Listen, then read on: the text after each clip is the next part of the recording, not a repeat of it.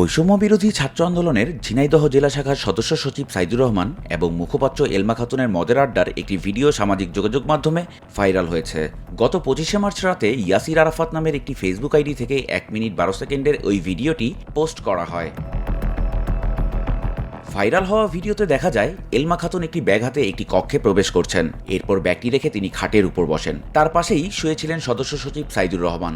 কিছুক্ষণ পর সাইদুর রহমান একটি কম্বল গায়ে দেন এবং এলমা খাতুনকে মোবাইল ফোন টিপতে দেখা যায়। এরপর এলমা খাতুনকে হাতে একটি মদের বোতল এবং কয়েকটি ওয়ান টাইম গ্লাস নিতে দেখা যায়। ভিডিওটি গোপনে ধারণ করা হয়েছে বলে ধারণা করা হচ্ছে। ভিডিওটি ছড়িয়ে পড়ার সাথে সাথেই তা ফেসবুকে ভাইরাল হয়ে যায় এবং অনেকেই এর সমালোচনা করে মন্তব্য করছেন। অন্যদিকে ভিডিওটি আপত্তিকর নয় বলে দাবি করে এলমা খাতুন তার ফেসবুক আইডি আরাফিহা নিম্মি এলমা থেকে একটি স্ট্যাটাস দিয়েছেন। তিনি পোস্টে উল্লেখ করেন, জুলাই আগস্ট আন্দোলন চলাকালে রাতে তিনি এবং তার সহযোদ্ধা রত্না, সাজেদুর রহমান, তানাইম, আনিসুর রহমান, আসিফ সহ অনেকেই তার বাড়িতে আশ্রয় নিয়েছিলেন।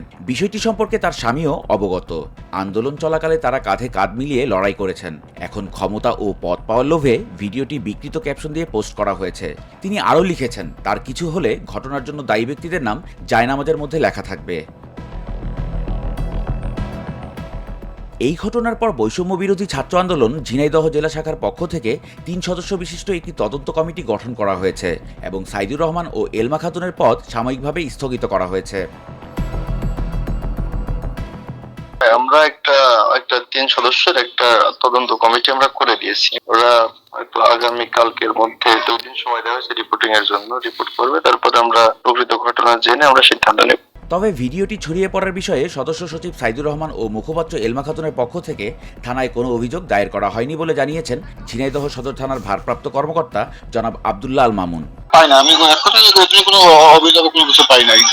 উল্লেখ্য, গত বছরের 16 নভেম্বর বৈষম্য বিরোধী ছাত্র আন্দোলনের 103 সদস্য বিশিষ্ট আহ্বায়ক কমিটি ঘোষণা করা হয়। এই কমিটির আহ্বায়ক হাসনাত আব্দুল্লাহ ও সদস্য সচিব আরিফ সোহেল অনুমোদন দেন। আগামী 6 মাসের জন্য এই কমিটি অনুমোদন করা হয়। এই কমিটিতে ইসলামী বিশ্ববিদ্যালয়ের আবু হুরাইরাকে আহ্বায়ক এবং কেসি কলেজের শিক্ষার্থী সাইদুর রহমানকে সদস্য সচিব ঘোষণা করা হয়। এছাড়াও সাজেদুর রহমানকে মুখ্য সংগঠক এবং ইডেন মহিলা কলেজের শিক্ষার্থী এলমা খাতুনকে মুখপাত্র করা হয়। কমিটিতে 13 জন যুগ্ম আহ্বায়ক, 13 জন যুগ্ম সদস্য সচিব, 9 জন সংগঠক এবং 64 জন সদস্য রয়েছেন।